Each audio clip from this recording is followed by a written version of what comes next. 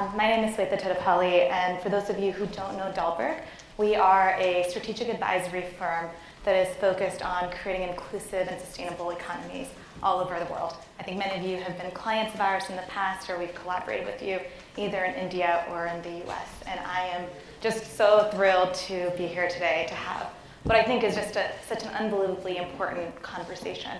And so before I start, I actually really want to thank MR, Sanjeev, and Gabrielle for coming up with this concept well over a year ago after we did some work with the Gates Foundation to understand, well, what are the ultra high net worth individuals in the diaspora for India doing all across the globe? And MR came to us and said, that's not enough. We got to understand what are retail Indian Americans doing. And we said, yes, absolutely, we must. So thank you, MR. A year later, we know some facts and we can have a conversation.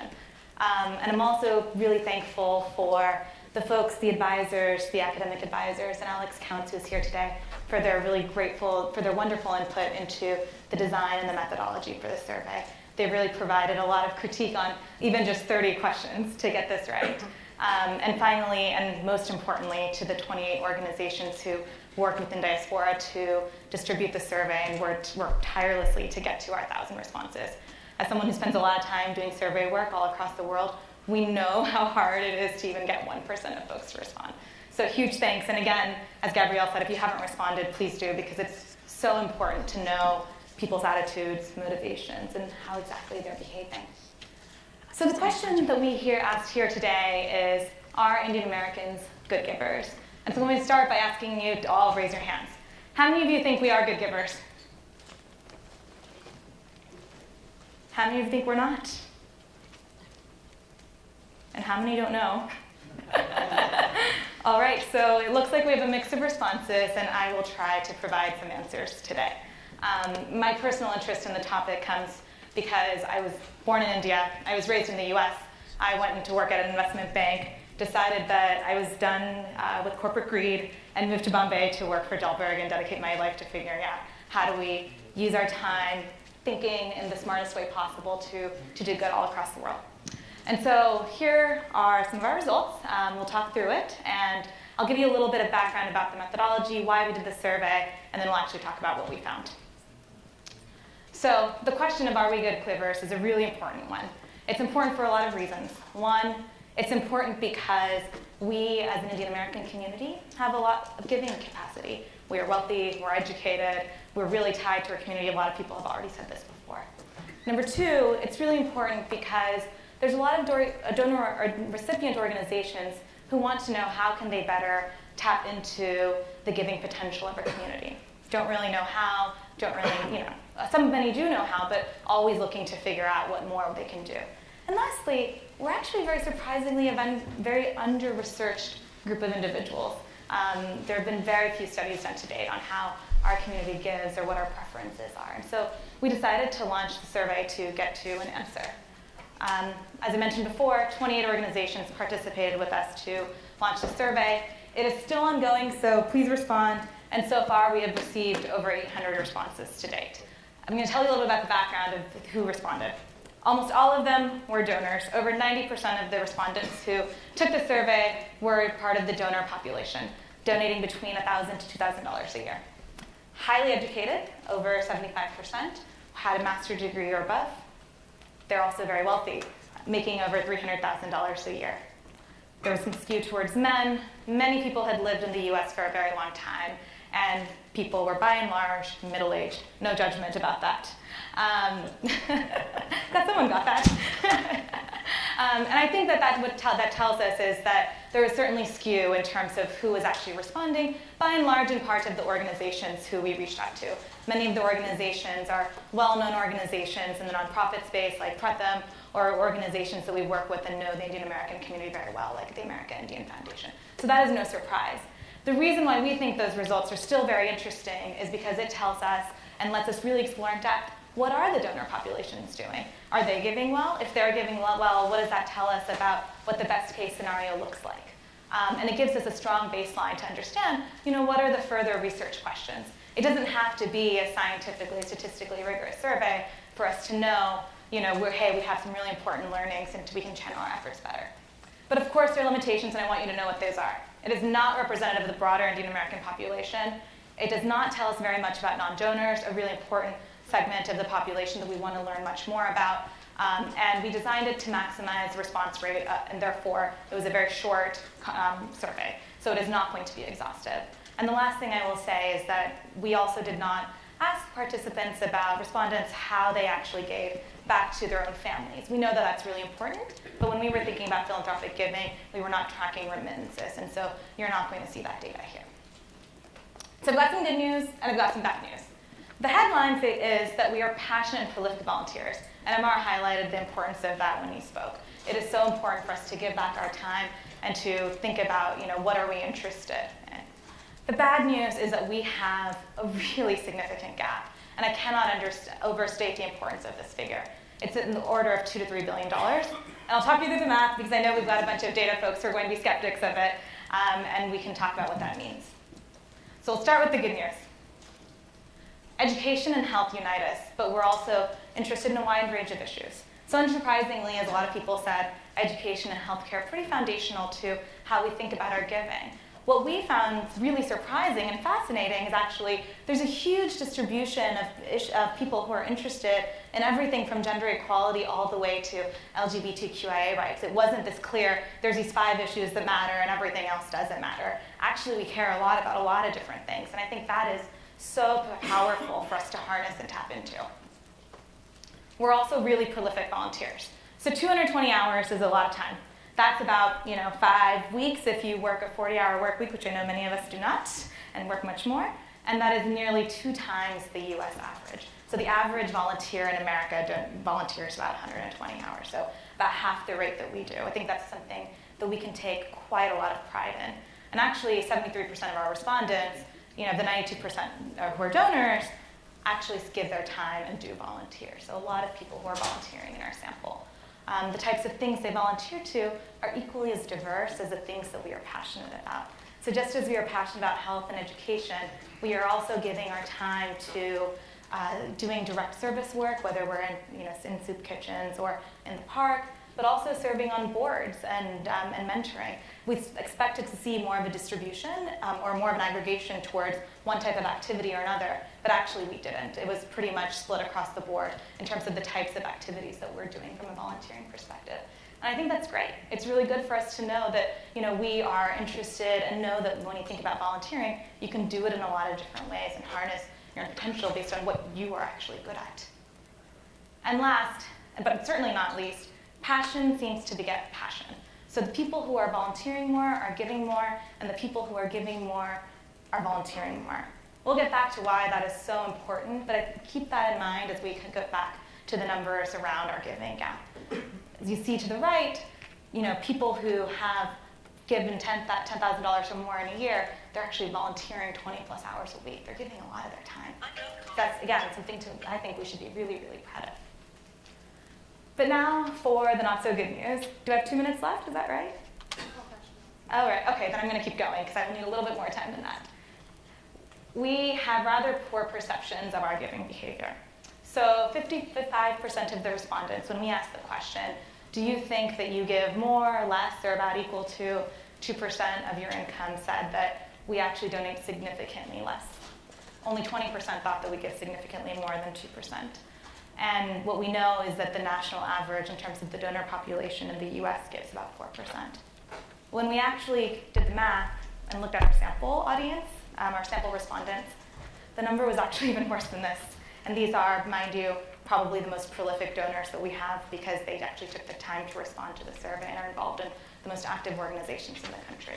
So the top donors in America on average are giving 1.5%. I want you to reflect on that for a second. The average American donor gives about 4%. The most active Indian American donors give 1.5%. So we were right to be skeptical of ourselves, and we think that we have an annual giving gap of at least $2 to $3 billion. So what is the giving gap? The giving gap is our donation capability relative to the benchmark in America, and less the actual donations that we are giving. So I'll do the math for you live because, again, I know that there's going to be a lot of skeptics here. The average American who donates gives about 4% a year. About 67% of Americans donate. in the Indian American population, we have about 1 million households. We give, based on our survey results, about 1.5% of our income. And we have about an annual income, an average median, of about $110,000. So our total giving potential is about $3 billion. We actually give that same 670,000 population is probably part of the donor base.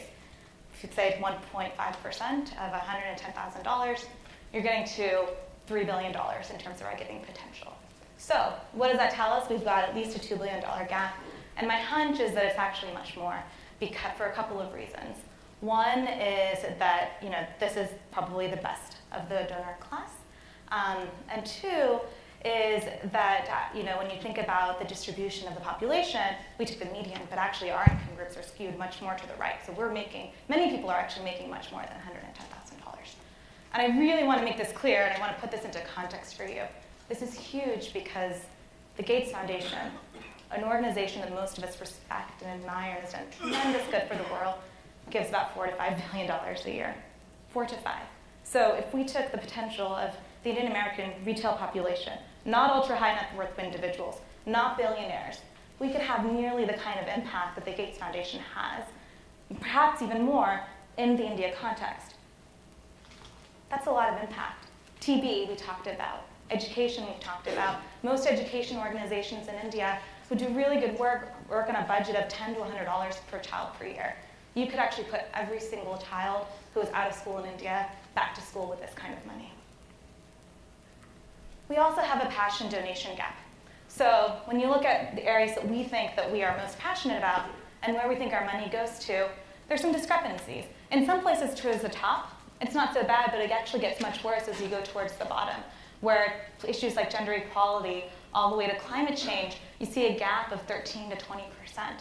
This could be for a lot of different reasons. We don't know where to give to. It's really hard to find organizations that do good work in these sectors. But I think there's something to be said about, hey, we're not actually quite donating to the organization or the issues that we actually care the most about. And for me personally, I find this one really hard. We apply our values inconsistently on some really important issues. So I'm going to start with gender equality. And there's a lot of men here, and I want you to pay attention because this is really important. And I'm the lead of our gender practice, so I'm going to say this, and I'm going to say this very seriously, and I'm laughing. 59% of our women said that gender was a top priority for them. It was the same in terms of priority for them as education, number one. Only 26% of men listed as a top 3 issue. No other issue that we looked at had this kind of gender disparity. Not a single one in over the 10 issue areas that we asked. This is important. It is important in India, and it is equally important in America. I'm not going to spare the statistics, but I will remind you, India fares amongst the poorest of all nations in terms of gender equality. Our benchmarks are South Sudan and Afghanistan, conflict-ridden countries. That is not something that we can be proud of. And we have issues in America, too. We are one of the ethnic communities with the largest rates of domestic violence. Think about that. You responded to the survey, and many of you said you don't care. The second thing that I'll say is also important, especially because some of the previous speakers talked about philanthropy, impact investing, impact bonds, etc. I'm going to talk to you about this in 2 different ways. 40% of our respondents said they did not consider social or environmental impact when they make investment decisions. So it's telling us a lot of different things. One, it means that we have 2 different hats when we think about philanthropy, and I think this is very troublesome for a lot of reasons. It means that we take our philanthropy hat on when we say we want to do something nice for the world, and we take that hat off when we do our business. And that's important because we have a lot of power in the business community. 1, because we run a lot of very important businesses in the world, and 2, because we have a lot of money that we invest regularly. And I'm here to tell you those are not different things.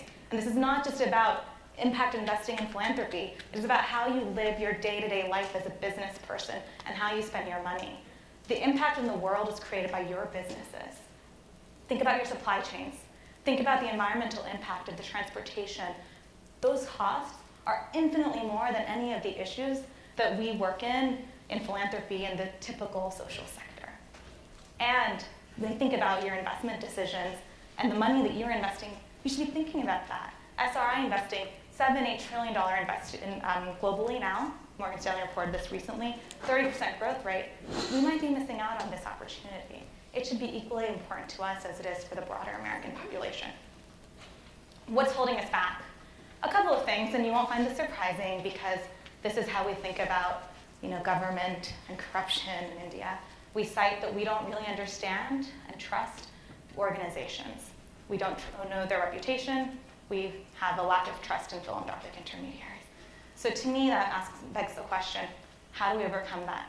What's it going to take for each of us as individuals to overcome that and harness the power that we have? So how can we do better?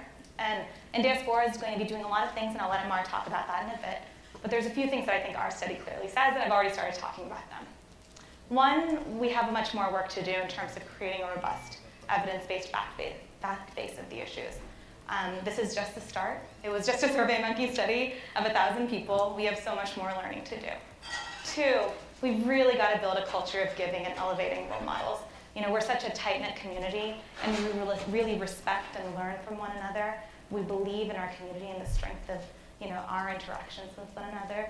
So I encourage us to build role models, especially because we have some.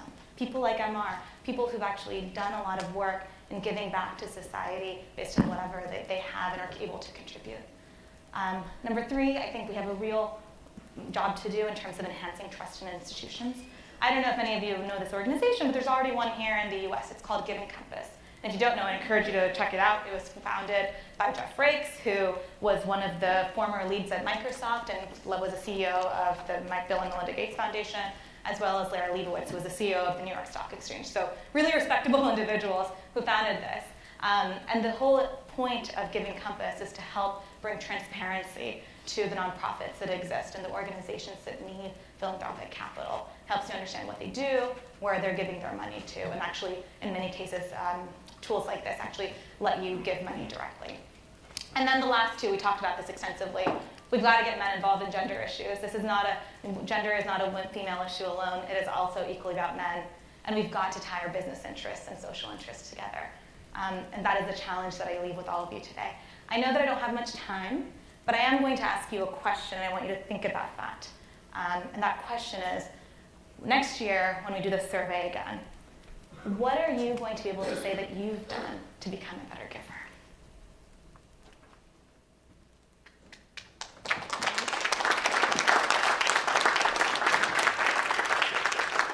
All right, can we take questions? I know that I took my 15 minutes, but would that be okay? I've got some hands. Question. So I'm already famous for asking long questions. I'm going to ask a very short question. What if the entire assumption around how you're going about solving this problem is based on a global north view of the world, which is dead wrong in India? Say more. You want people to give more, and you want to get them to give more. All of those things at the bottom of the bars were all the global north view, that you get people to give by measuring. The trust is about measuring. The is it a good organization is about measuring. The are these decent people is about measuring. All those things, that's a total global north view. It's dead wrong in India. If you want to transform Indian giving, you follow one simple idea. The best way to buy impact is to buy scale. If you apply that one idea and you take the Indian organizations that are capable of demonstrating scale that's never been seen before on the planet, and you get them to scale, you will have no problem with Indian giving. Indian giving will transform literally over 5 years. So I think that's a really important point, and I'll offer a couple of observations from our time at Dalberg. We've been working in India for the better part of 10 years and have done a lot of work at scale with USAID, with Digital Green, one of their grantees, and the like. First of all, you're right, scale is really important. It is also extremely challenging in a country where there are 3 million nonprofits and where different people are trying to do multiple different things and have lots of objectives. A think the thing that I find really encouraging, having been in this space for a long time, is that there are multiple organizations who are channeling efforts around exactly that. There is a recent fund, Co-Impact. I know that you're doing this very explicitly as well, David, so thank you. There's a recent organization called Co-Impact that is actually moving beyond the conversation of, let me give $1 million or $2 million to buy reach to 100,000 individuals, but is actually starting to think about how do I do, $40, $50 million grants to one organization at the scale of what would it be like if you were working with the government. And I think that Digital Green actually, for example, is a great example of an organization like that. Wonderful, wonderful organization that actually, over a few years reached 1 million people in India, which is very hard, right? And I know that scale is much more than 1 million people, and I'll grant you that.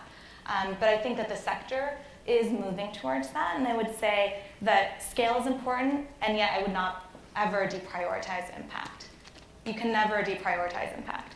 I think so often our conversation today is how do we do it and how do we do it cheaply without saying, well, what are the results on our people? And it can actually be very hard to do both at the same time, and they should not be mutually exclusive.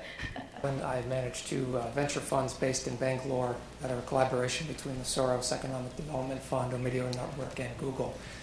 You mentioned this empath gap on behalf of Indian Americans, and we also know that cross-border remittances between India and the U.S. are some of the largest in the world, right? That's So right. Money's going somewhere. That's right. And so how do you take into account informal giving back to families? If I have cousins, I have aunties, I have uncles, I have parents I need to take care of. That, to me, right, is incredibly philanthropic activity. Where does that factor in? That's a fair question. I think I mentioned it, that was not an explicit part of what we were looking at for the survey. I think that's an important part of how we as a community think about our giving. Where we wanted to focus as part of this work was to say, how do we think about our broader contributions to society? Not at all diminishing the role that we have as individuals to give to my brother or my grandmother, et cetera, but actually the broader societal concern around what is happening to a country or a state or a population writ large. Thank you.